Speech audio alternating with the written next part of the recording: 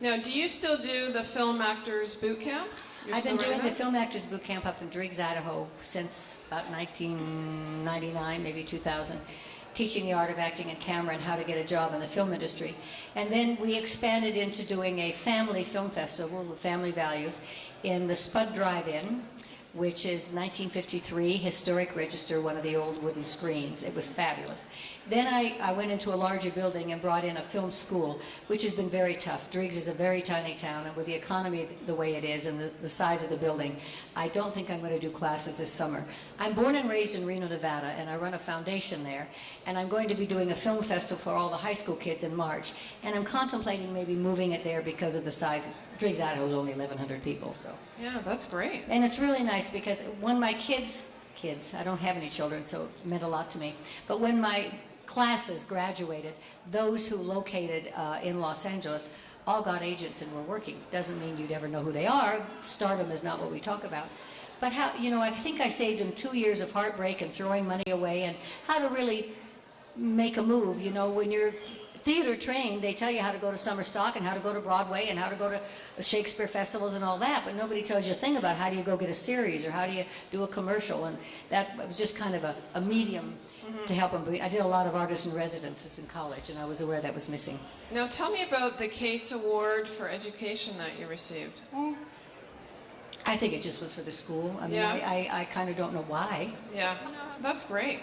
but it was lovely. Would you say that's one of your greatest achievements, in your The school? opinion? What, that project, or Well, kind of a combination of all those things? I don't ever think of a great achievement. I always think it's a step to the next thing, and to see that you've helped. I think the kids that came through my camp, and they all were 18 and over, are kind of like a family. And when I see somebody, and I just had a young man that went through Australia to Sydney, and he just graduated and just came back and got married and visited me, and I said, Matt, what'd you learn from me? And he said, I learned two things. He started at 14. I wouldn't let him in camp where he wasn't old enough. And to see how he has grown and what he does, he's an incredible young man. He said, I learned two things. I learned I could do it, which is if you have to believe in yourself. And the second thing is I always learn to prepare for the worst. If something goes wrong, what do you do? And when you're doing a film, if it's raining, you got to shoot inside. If a prop breaks here and you forget something, to go on. And that's something that all through life we have to learn. If something happens, how do you adjust? And I think that's a good thing. What would you say the best advice has ever been that you've been given? I don't know about the best advice. I mean, I think be yourself, follow your heart. I think if you're starting in a career, you better start in something you love to do because you're going to be doing it forever, hopefully. And be prepared in what you're doing. I guess I disrespect laziness, and I disrespect untruth, I guess, and I guess just following what you really believe in. I don't know that anybody gave me that advice. I don't know. Oh, I know. I can tell you. My dad was a great big guy, kind of built like the Skipper. And I read an article once about women who were ambitious learn that from their fathers. The mothers are the nurturer, the fathers are, well, my mother and father were divorced. And I never lived with my father. We were very close, but I never lived with my father. And I thought, no, where did I learn that? And I can still hear his voice. I'd start to get on a horse, there'd be bucking or something. He'd say, you can do it. You can do it. I can still hear that. He didn't sit down and have a long lecture and talk to me about it. You can do it. So I think way down deep in my heart, I'll try almost anything.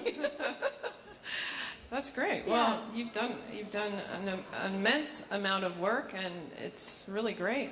Really great to meet you. I'm grateful, really. I'm very grateful to be doing something I love and be still, I'm 102 now, and still working. And that's a very good thing. And I appreciate you all coming out to see it. I guess you all, I cannot tell you, I've played Canada a lot. This is one of the most beautiful theaters I've ever seen. You are so lucky. Isn't it wonderful? Yeah. It really is. Now, before I bring the rest of the cast out, my last question is, because our magazine deals with the art of living, how would you define the art of living? Wow. Yeah, Anybody it's else want to heavy. answer that question? Oh, how would I describe the art of living? Living it well, living it to the fullest, living it with integrity, kindness, Are you writing a whole paragraph? Is there just one sentence? I think kindness and love of your fellow man, and we're all the same. We're much more alike than we are different. And we all have a human core in us somewhere. And if you can relate to human beings as you go along and have that, that's the joy inside. You can make the money, you can, fix the bolts, you can fly a plane, you can do all those things, but it's your relationship, this play about family. I don't have a big family, but friends are my family. Surround yourself with love, I think. Great. Thank you very much.